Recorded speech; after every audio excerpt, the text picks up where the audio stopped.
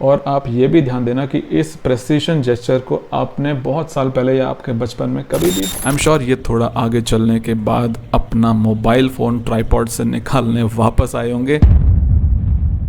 Body language analysis करेंगे राघव चड्ढा का। इस वक्त राघव चड्ढा सबसे ज़्यादा न्यूज़ में चल रहे हैं क्योंकि इनको राज्यसभा के डेप्यूटी लीडर के पद से आम आदमी पार्टी ने हटा दिया है, जिसकी वजह से आम आदमी पार्टी और राघव चड्ढा के बीच में काफ़ी तनातनी चल रही है। राघव चड्ढा कह रहे हैं कि मुझे चुप करा दिया गया है, जबकि आम आदमी पार्टी के नेता कह रहे हैं कि तुम पीएम मोदी से डरते हो। हम उतना ज़्यादा पॉलिटिकली नहीं जाएंगे, सिर्फ इस वीडियो को हम बॉडी लैंग्वेज के पॉइंट ऑफ व्यू से एनालाइज करेंगे। चलो जी शुरू करते हैं। मुझे जब जब पार्लियामेंट में बोलने का मौका मिलता है मैं जनता के मुद्दे उठाता हूँ और शायद ऐसे टॉपिक्स उठाता हूँ जिसे आमतौर पर संसद में नहीं उठाया जाता है। लेकिन क्या जनता के मुद्दे उठाना, पब्लिक इश्यूज पे बात करना कोई अपराध है?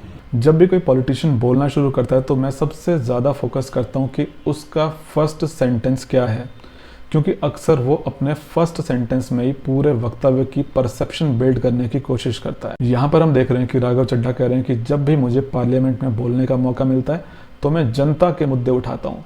साइकोलॉजी में इसको प्राइमिंग बोलते हैं और ये एक परसुएसिव टेक्निक है, क्योंकि यहाँ पर ऑडियंस स्पीच के शुरुआती दौर में ही यह जज करने लगेगी कि ये व्यक्ति पब्लिक ओरिएंटेड बात करता है, तो हमें इसको ज़रूर सुनना चाहिए। इंटरेस्टिंगली राज्यसभा में जब आप होते हो तो आप नॉर्मली पब्लिक के ही मुद्दे उठाते हो। राघव चड्ढा के इस पहले सेंटेंस में ही हम देखते हैं कि वो एक प्रेसिशन जेस्चर का इस्तेमाल करते हैं। इसका इस्तेमाल तब किया जाता है जब हम चाहते हैं कि ऑडियंस की अटेंशन एक माइक्रो डिटेल के ऊपर आए। जब भी आप इस प्रेसिशन जेस्चर का इस्तेमाल करते हो तो आप सामने वाले को कह रहे हो कि मेरे पास एक बहुत ही वैल्यूएबल और बहुत ही बारीक चीज़ है, जिसकी वजह से सामने वाले का ध्यान यहाँ पे आना ही आना है। आप ध्यान देना कि इस प्रेसिशन जेस्चर का ओवर यूज आजकल सोशल मीडिया पे कितना ज़्यादा किया जाता है। हाँ जी, वो जो यूट्यूबर आपके दिमाग में आ रहा है वो भी इसका बहुत इस्तेमाल करते हैं। मैक्सिमम यूट्यूबर्स इस प्रेसिशन जेस्चर के द्वारा आपकी अटेंशन को अपने कंटेंट की तरफ को खींचने की कोशिश करते हैं। अनफॉर्चुनेटली इसका इतना ओवर यूज हो गया है कि अब हमारा जो दिमाग है उसने इस प्रेसिशन जेस्चर को इग्नोर करना भी शुरू कर दिया है। और आप ये भी ध्यान देना कि इस प्रेसिशन जेस्चर को आपने बहुत साल पहले या आपके बचपन में कभी भी टीवी पे देखा ही नहीं था। आपने इसको तभी से देखना शुरू किया जब से सोशल मीडिया आया है। कई बार हम देखते हैं कि कंटेंट में दम ही नहीं होता, उसके बावजूद भी जो यूट्यूबर होता है, जो प्रेजेंटर है, वो इस तरह से आपकी अटेंशन लाने की कोशिश करता है। ह्यूमन ब्रेन इतना स्मार्ट होता है कि वो फालतू का जो फ्लफ है उसको इग्नोर करने लग जाता है।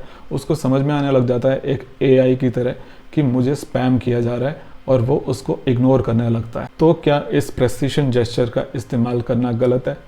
बिल्कुल गलत नहीं है। इसका इस्तेमाल अपनी ऑडियंस के साथ कनेक्ट करने के लिए और उनकी अटेंशन को गेन करने के लिए बिल्कुल किया जा सकता है, लेकिन फिर सवाल उठता है कि आप किस क्वांटिटी में इसका इस्तेमाल कर रहे हैं। अगर आप छोटी सी स्पीच में भी बहुत ज़्यादा प्रेसिशन जेस्चर का इस्तेमाल कर रहे हो तो ऐसा लगता है कि आप नीडी हो और आपको लोगों की अटेंशन चाहिए किसी भी कीमत पर। बॉडी लैंग्वेज की ई बुक्स और वीडियो कोर्स अवेलेबल हैं, लिंक कमेंट सेक्शन में है।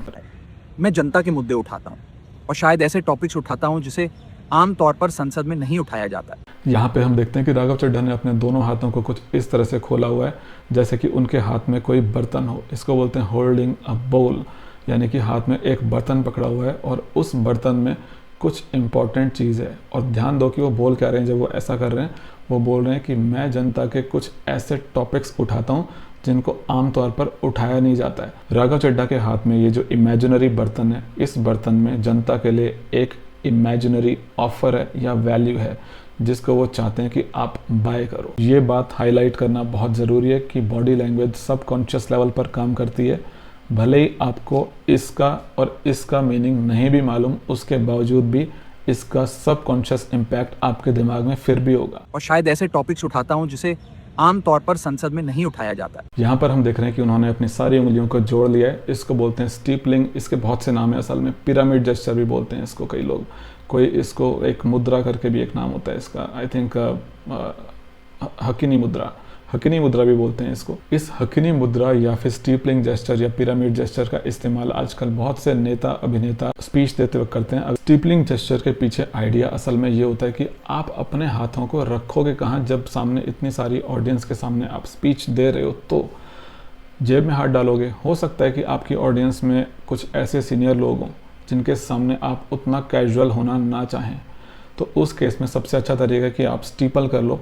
और इस केस में क्या होता है कि आपकी उंगलियां खुली हुई होती हैं, तो ऐसा लगता है कि आप क्लोज्ड ऑफ नहीं हो, आप ओपन हो, क्योंकि स्टीपलिंग एक ओपन बॉडी लैंग्वेज का ही हिस्सा है, जिसकी वजह से आप स्ट्रेस में नहीं लगते हो, आप कॉन्फिडेंट लगते हो। और यही कॉन्फिडेंस का मैसेज एग्जैक्टली राघव चड्ढा यहाँ पर अपनी ऑडियंस को देना चाहते हैं। लेकिन क्या जनता के मुद्दे उठाना, पब्लिक इशू, यहाँ पर हम देखते हैं कि क्या जनता के मुद्दे उठाना, पब्लिक इश्यूज़ पे बात करना, उस वक्त ये अपने हाथों से कुछ इस तरह से करते हैं। ये भी एक प्रेसिशन जेस्चर ही है, क्योंकि ये जेस्चर इन्वर्टेड है नीचे से ऊपर की तरफ को। तो यहाँ पर सिर्फ अटेंशन गेन करना ही मकसद नहीं है, बल्कि अपने पॉइंट को मिनिमाइज करना भी एक मकसद है कि मैं बहुत ज़्यादा कुछ नहीं मांग रहा हूँ, बहुत छोटी चीज़ मांग रहा हूँ।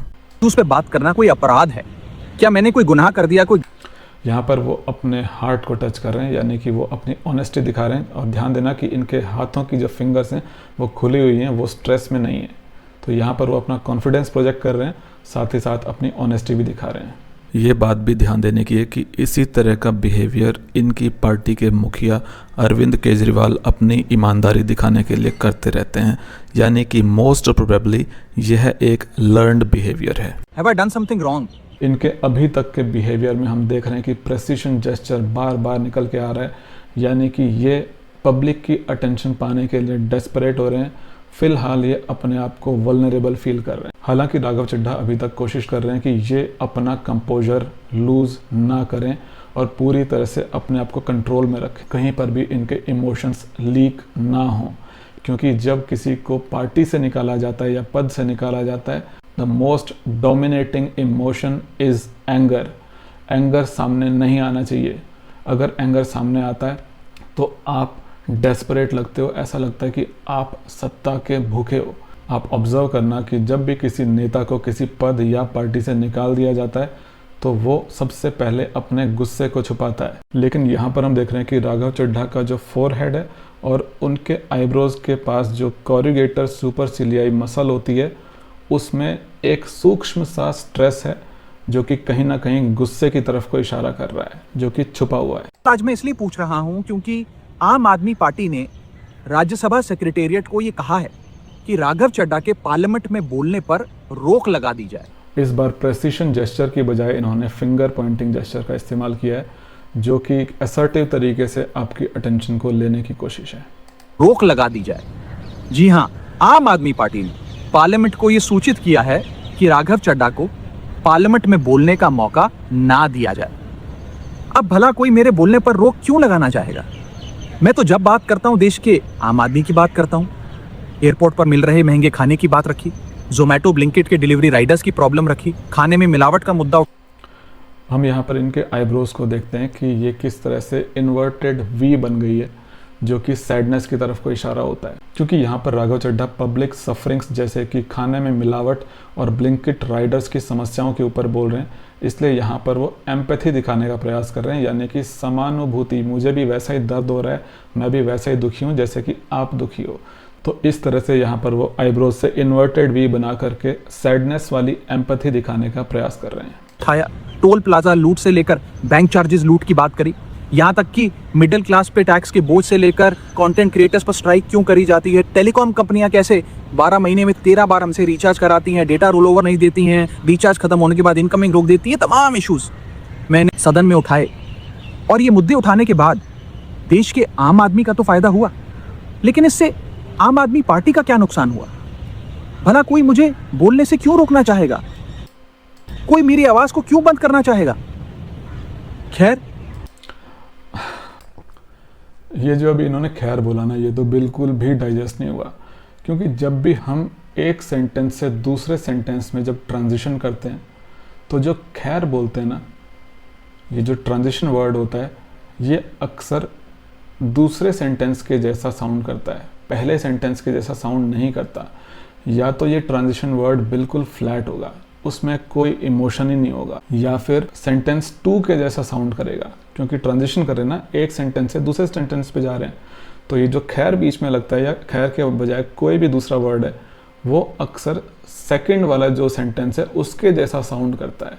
फॉर एग्ज़ाम्पल अब मैं आपको बताता हूँ कि किस तरह से एक ट्रांजिशन वर्ड जैसे कि लेकिन, ये जो लेकिन अब मैं यूज़ करने वाला हूँ ये सेंटेंस 2 के जो इमोशनल एट्रीब्यूट्स हैं उनको अपने अंदर खींच लेगा। तो सेंटेंस ये है कि स्टार्टिंग में मूवी बड़ी बोरिंग थी लेकिन लास्ट में बड़ी मज़ेदार हो गई। ठीक है, अब मैं इसको बोलता हूँ, स्टार्टिंग में मूवी बड़ी बोरिंग थी लेकिन लास्ट में बड़ी मज़ेदार हो गई। तो देखा आपने कि किस तरह से सेंटेंस 1 में बोरियत थी लेकिन सेंटेंस 2 में एक्साइटमेंट थी, और ये जो लेकिन वर्ड यूज़ हुआ इसमें भी एक्साइटमेंट भर गई। लेकिन अगर मैं इसको इस तरह से बोलूँ कि स्टार्टिंग में मूवी बड़ी बोरिंग थी लेकिन लास्ट में बड़ी एक्साइटिंग हो गई, तो ये काफ़ी अननेचुरल साउंड करता है, क्योंकि अब आप पहले सेंटेंस से दूसरे सेंटेंस की तरफ को ट्रांजिशन कर रहे हो और आपका खैर जो है वो पहले सेंटेंस के जैसा साउंड कर रहा है, तो फिर ट्रांजिशन हुआ कहाँ? यहाँ पर सिर्फ सेंटेंस ही ट्रांजिशन नहीं हो रहे हैं बल्कि यहाँ पे इमोशनल ट्रांजिशन भी है, क्योंकि यहाँ पर हम देख रहे हैं कि वो फ्रस्ट्रेशन और कन्फ्यूजन से हैप्पीनेस की तरफ को शिफ्ट कर रहे हैं। इसको नेचुरल साउंड करवाने के लिए खैर शब्द को हैप्पी टोन में बोला जाना चाहिए था, तो यहाँ पर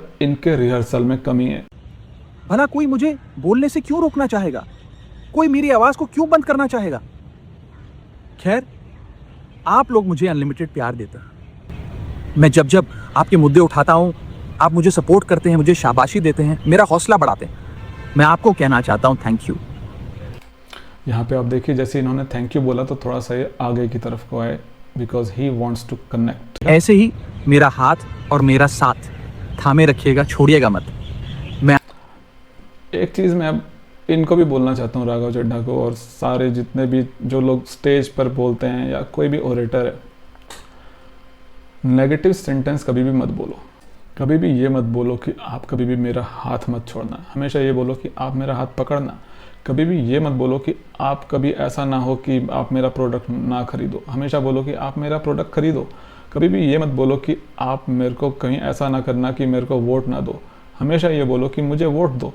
क्योंकि राघव चड्ढा एक पॉलिटिशियन है और हर पॉलिटिशियन यही चाहता है कि पब्लिक के माइंड में रेजिस्टेंस कम हो, तो ऐसे में ज़रूरी होता है कि आप नेगेटिव फ्रेम वाले सेंटेंसेस का इस्तेमाल ना करें। एक नेगेटिव फ्रेम है यू वोंट फील इनसिक्योर और एक पॉजिटिव फ्रेम है यू विल गेन कॉन्फिडेंस। तो यहाँ पर जो पॉजिटिव फ्रेमिंग है वो ज़्यादा इम्पैक्टफुल होती है और इससे लोगों के माइंड में रेजिस्टेंस कम होता है। आपसे हूं और मैं आपके लिए हूं। और जिन लोगों ने आज पार्लियामेंट में मेरे बोलने का अधिकार मुझसे छीन लिया, मुझे खामोश कर दिया, मैं उन्हें भी कुछ कहना चाहता हूं। मेरी खामोशी को मेरी हार मत समझ लेना। यहाँ पर हम देख रहे हैं कि राघव चड्ढा ने लिप्स टाइट कर लिए बोलते वक्त, which is a hidden form of anger. मेरी खामोशी को मेरी हार मत समझ लेना। मैं वो दरिया हूं जो वक्त आने पर सैलाब बनता है। जय हिंद। पूरी स्पीच में इन्होंने कोशिश करी है कि ये सिर्फ कंसर्न दिखाएं और एंगर को सामने ना आने दें, लेकिन इस बार भी जब ये जय हिंद करते हैं तो इनकी आवाज़ में कठोरता है, जय हिंद, जय हिंद, जो छुपे हुए गुस्से की लीकेज की तरफ को इशारा करती है। जाते जाते ये हाथ पीछे कर लेते हैं, जो कि एक टिपिकल पॉलिटिशियन वॉक होती है, जिससे ये बताना चाह रहे हैं कि I am still an authority and I am still superior, confident and in evaluation mode. I am sure ये थोड़ा आगे चलने के बाद अपना मोबाइल फ़ोन ट्राइपॉड से निकालने वापस आए होंगे। This video is full of theatrics and persuasion।